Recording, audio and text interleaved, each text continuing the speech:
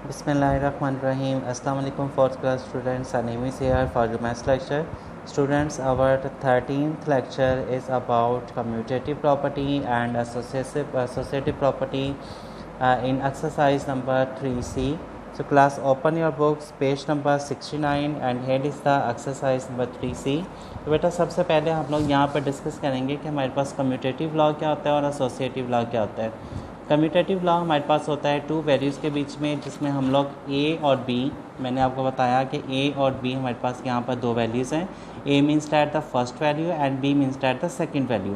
ठीक है, commutative law के अंदर हमारे पास क्या होता है कि अगर हमारे पास दो वैल्यूज़ दी हुई हैं, ए और बी दो वैल्यूज़ दी हुई हैं, हम लोग उनका जो आंसर करते हैं एडिशन के अंदर या सब्ट्रैक्शन, एडिशन के अंदर हम लोग जब उसका करते हैं या मल्टीप्लिकेशन के अंदर से करते हैं, तो दूसरी साइड पे जो उसकी राइट होती है, राइट हैंड साइड होती है, ठीक है, उसमें हम लोग क्या करते हैं, हम लोग इसे इंटरचेंज कर देते हैं। बी को ए की जगह पे लिख देते हैं और ए को बी की जगह पे लिख देते हैं, लेकिन हमारे पास दोनों का आंसर जो है वो सेम आता है, लाइक टू दिस। अगर मैं ए जो है वो 2 के इक्वल लिख देता हूँ, बी जो है वो 3 के इक्वल है, तो बी दूसरी साइड पे देखिएगा 3 पहले लिख दिया, 2 बाद में लिख दिया।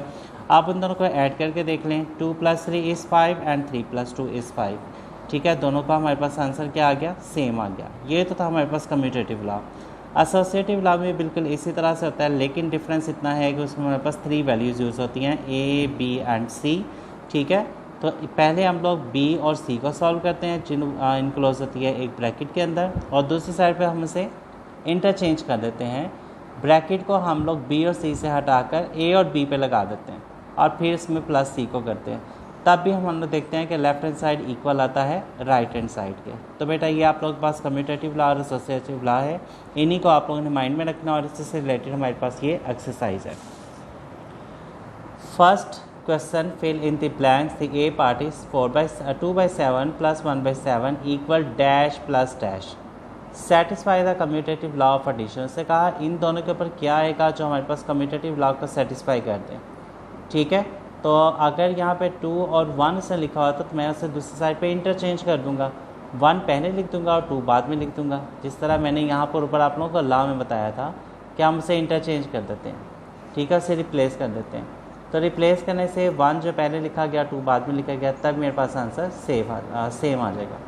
बी पार्ट मेरे पास है, the sum of 9/13 and 4/13 is equal to dash, give us 1। देखिए बेटा 13 और 13 सेम है, डिनोमिनेटर सेम है, मैंने इसे 1 टाइम लिख दिया और न्यूमिनेटर्स को ऐड कर लिया क्योंकि उसने सम की बात की हुई थी।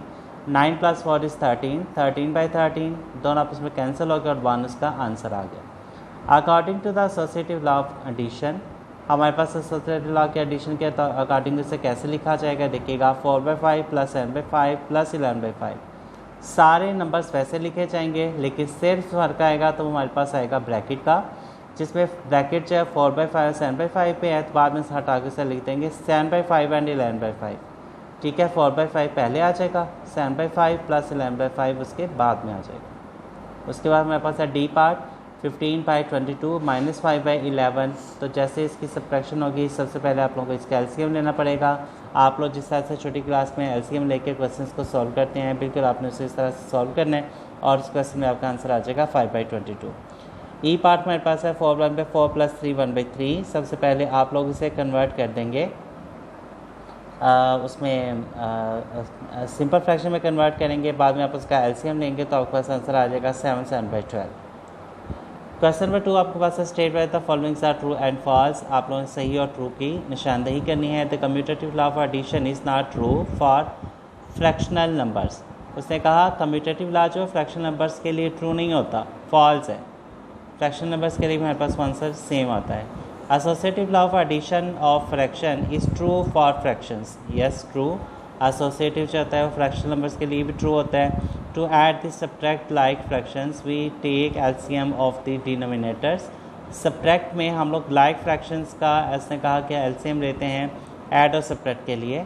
तो अगर लाइक फ्रैक्शंस है तो हम लोग इसे वैसे भी सॉल्व कर सकते हैं, उसके लिए एलसीएम जो होता है वो ज़रूरी नहीं होता, इसलिए मेरे पास ये गलत है। The sum of 3/4 and 4/3 is equal to 2/12 1/12। ठीक है, तो आप लोग इसका एलसीएम लेके इसे सॉल्व करेंगे तो आपके पास इसे ट्रू आ जाएगा।